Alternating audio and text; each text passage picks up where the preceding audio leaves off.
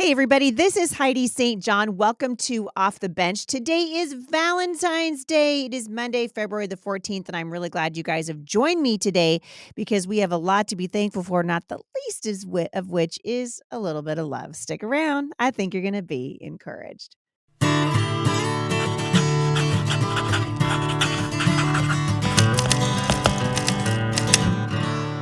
Right. So I'm so glad you guys are here. Thank you for taking a little bit of time out to spend some time with me on this Valentine's Day. I got to thinking, my husband and I are not really like, I'm not a really big Valentine's Day girl. And I know some of you are disappointed. Sorry. I'm more of a like, every day is Valentine's Day. Like it just, if your husband brings you flowers on Valentine's Day, that's really sweet. But if he brings you flowers on, say, March 11th for no reason at all and catches you completely, off guard, and that is something. Or if he's like, washing the dishes. I always feel like every day is Valentine's Day. So, but nevertheless, I wanted to read you guys some stories about Valentine's Day. And so I searched for some stuff to read to you. And honestly, it's all just awful. Like the history of Valentine's Day, the stuff that's on the internet. And I just thought, you know what, forget it. I'm just going to say happy Valentine's Day. Just leave it at that because we got enough horrifying things going on in the culture right now without adding the horrifying history of Valentine's Day to it. So happy Valentine's Day. Hope you guys are having a great one. And yeah, love on each other well, right? This is the motto here at the show. Love your family well. And this is a great day to remember to do it. Today is Mailbox Monday. And you guys know that I love to hear from you. And so if you've got a question that you'd like me to address here at the podcast, what I want you to do is just shoot it to me, HeidiSt.John.com/Mailbox Monday. And you'll see a form there. Go ahead and fill that out. I'm looking at them right now on my laptop. I'm going to answer some of those questions today from listeners. But the fact is, when you send those to us, we just check to see, what kind of category does it fall in. I told you guys so many of the questions that we get here in the comments have to do, unfortunately, now with COVID-19 and with the, just the ridiculous nature of how this has gone down and how we've been treating it now for, coming up on, well, just a real long time. And so today is no different, but I'm going to go ahead and go down these lists. I love to hear from you. If you guys haven't left a review for the show yet, I would love it if you would do that. You can go to iTunes and leave a review. There are a lot of people that are listening to this show, partly because of COVID and where we are right now, partly because my run for Congress, a lot of reasons why people are interested, but it really does help us if you share the podcast on your social media, text it to people that you care about, and obviously leave reviews over at iTunes. We really, really appreciate it. Also, if you've never left reviews for the books I've written, we love it when you do that also. You can do that anywhere the books are sold. I'm the author, as you know, of several books, and we love it when you guys leave reviews for those as well. All right, first listener question is anonymous. We're getting more and more of these lately. She said, Heidi, do you have any resources for parents who are fighting their Washington school district regarding mask mandates and suspensions? All right. So you guys heard me with my friend, Carrie Prejean Bowler on the show. Remember, Carrie was the former Miss California. She was also the first runner-up for the Miss USA contest. I told her nothing like having a beauty queen on my podcast to make me feel insecure, but she is a fantastic human being. And we're having a discussion about what is the next step. Where do we go from here? Knowing that these our walkouts are not having an impact. We're really not seeing anything change in terms of the way that the government is responding to the cries of these students and the parents who are saying, stop this with the masks on our children. You guys probably heard last week, young Jesse Justice was on my show. He's a senior from PL High School in PL, Washington. And here's a kid who's absolutely taking a stand and saying, this is hurting the students at our school.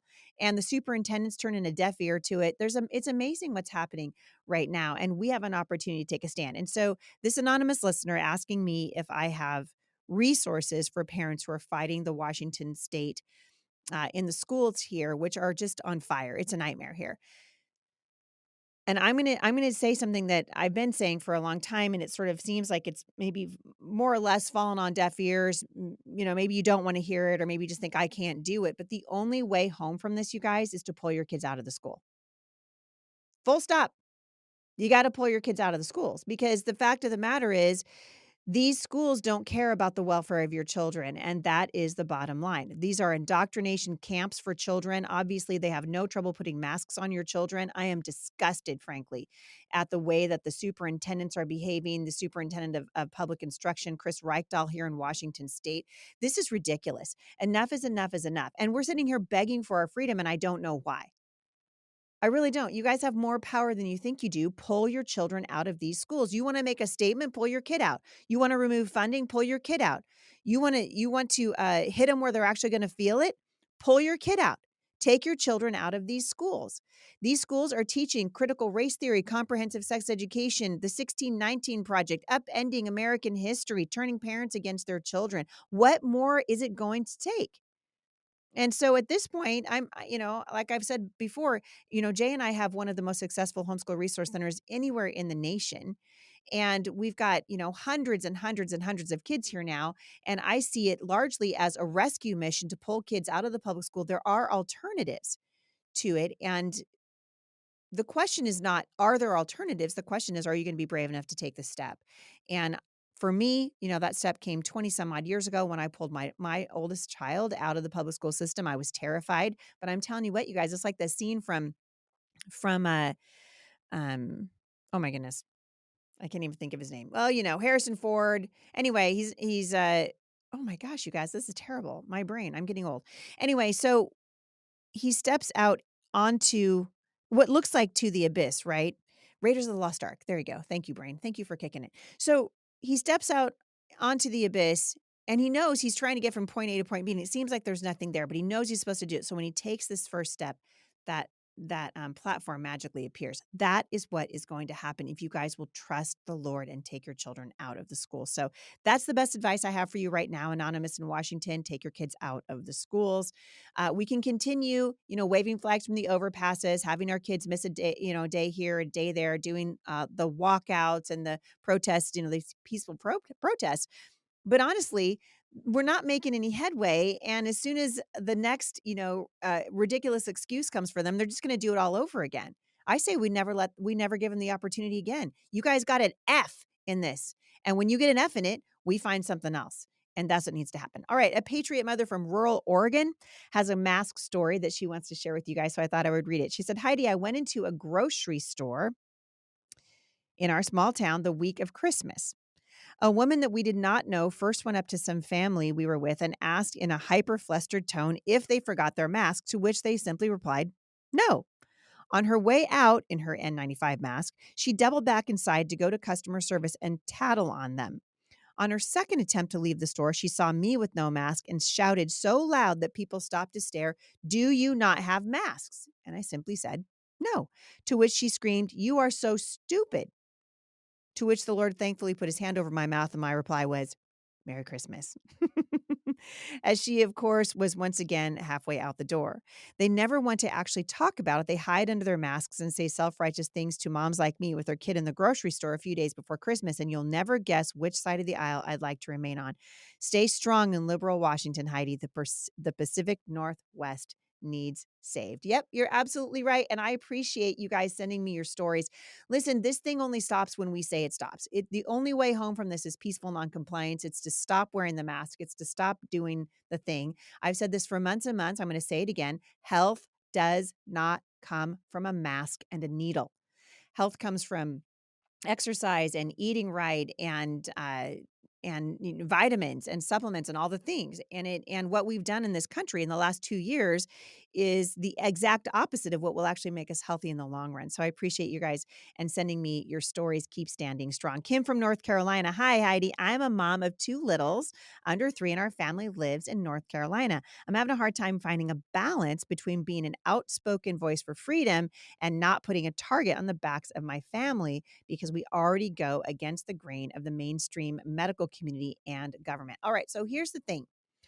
As you heard my friend, Carrie Prejean the other day talk about what is happening in the culture, we both acknowledge something that we need to just be honest about. It takes courage to take a stand in the culture right now.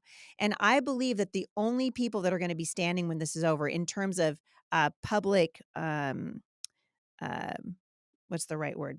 In terms of how the public views us, is the people that are taking a stand for freedom right now. That's the only way out of this. And so when you say, I don't want to put my kids at risk, the question that I always ask is, what risk are you more afraid of? Because your kids are at risk. What we do when we don't take a stand for freedom, what we do in keeping our voices quiet and trying not to make waves and not to put ourselves out there, is that we are ensuring that our children will inherit a world where they cannot stand up, because it will be illegal unless we make a stand right now. That's why the 2022 elections are so important. That's why I keep telling you guys, get involved politically in what is happening in your towns and your communities and your school boards, in the jurisdiction that you live in. And you say, well, politics, I'm not interested in politics. Well, trust me when I say it doesn't matter if you're not interested in politics. Politics is interested in you. And so we've got to get engaged. This is why I started hosting Constitution Alive. We've done 2 weeks of it now, 3 weeks of it now, and I'm just absolutely loving it. We are learning every time we come together. We've got about 200 people coming to the Homeschool Resource Center every Sunday from 5 to 6:30. And every time they come, we leave feeling like, oh my goodness, I did not know that. Oh my goodness, we've been lied to. And that's the problem, right? We've been lied to in the country. We don't understand our rights. We can't defend them. And so I'm going to encourage you guys to start doing what I'm doing here. You can do it in your own home. You can do it at your church. You could host Constitution Alive from Patriot Academy. You could host Biblical Citizenship. There's lots of different ways that you can get engaged in the culture and engaged in the fight for freedom to return this country to the constitutional republic that our forefathers gave us, which, by the way, was founded on the belief that our rights don't come from government, they come from God. And so all these people that you hear say, oh, there wasn't, the founding fathers were just deists, or they didn't believe that the Bible should be. No, the Bible is interwoven absolutely into our founding documents, into the Declaration of Independence, into our Constitution. And as we've moved farther and farther away from it, we're discovering now that we're suffering. And so I just want to encourage you guys to a place of confidence. And you get confident when you begin to educate yourself and stand for freedom. And so in North Carolina, you guys can totally do this, be an outspoken voice for freedom, and then ask the Lord to protect your heart, protect your family, and He will. And, it's like I've told you guys this before. My grandmother used to say to me, Heidi, God's either good or He isn't. He's either going to protect you or He's not. And we either believe Him or we don't. And I believe Him. And I believe that we should be standing for truth. And so I appreciate, Kim, that you're doing that. Uh, and I'm just going to encourage you to keep doing it. Sarah from Wisconsin. Heidi, I recently listened to an expert panel with Senator Ron Johnson regarding many different topics surrounding COVID-19. It's 5 hours long, so quite lengthy, but I wanted to be sure your audience is aware of it. It has insightful information that goes along with your viewpoints and questioning surrounding this whole issue. Please make your audience aware of the video. It can be found on his senator's webpage, Facebook, and Rumble. So this is Senator Ron Johnson. You guys heard me mention him when I had uh, the microbiologist in the studio last Tuesday and Wednesday, or actually it was Wednesday and Thursday. Um, it's fascinating stuff to see this coming to the forefront now of the government here in the United States. And as I've said, and I'm going to continue to say, I hope we see the equivalent of the Nuremberg trials. I hope when this is over, these panic pimps and these drug pushers go to prison for what they've been doing. That's how wrong it is. And so I'm going to keep telling the truth. And I agree with you, Sarah. This video that Ron Johnson put out, and basically you're just watching these senators questioning the narrative. It's not wrong to ask questions. At some point, when we stop asking questions, the conversation gets stymied and it can't go forward. And so we need to be very careful and continue to ask questions. I love that, Sarah, that you're reminding us to do that. Melanie from Texas has an answer to the app question that I asked you guys a couple of weeks ago. She said, I'm responding to the Safe app and texting Gab, Gabb. Gab Wireless is a phone that has no internet, but kids can call or text their parents and can track the app from their parents' phone. It's just $20 a month. I love that. And yeah, I love that. And I actually have heard about it before. So I'm glad to hear from somebody who's using it and enjoying it. Again, that's Gab Wireless, Gabb Wireless. Anonymous from Washington. My husband suffers from a possibly terminal cancer. My mama heart wants to homeschool our 3 young children. However, I may need to become the sole provider as well. I'm feeling worried and defeated. All right, sweet mama. So lean in. The Lord gave these children to you and to your husband. And what I always like moms to hear, especially in situations like this, because you're looking at the possible loss of your husband through a terminal illness. There are people that reach out to me all the time who are losing their husbands through divorce or some sort of long term illness.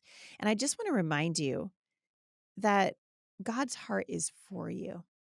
His heart is for you, and He loves your children. And so, uh, I understand what you're saying. I'm reading that you want to homeschool your 3 young children. I would say start homeschooling them. If that's what you want to do, start homeschooling them and ask the Lord to give you the provision to continue to do that. And if the Lord has a different way for you or a different means for your children, it might be that you have a tutor that comes to your house, or it might be that your kids go to a private school. I would be asking about that now, but really, really take it before the Lord. Years and years ago, I remembered meeting a mom who lost her husband in a car accident.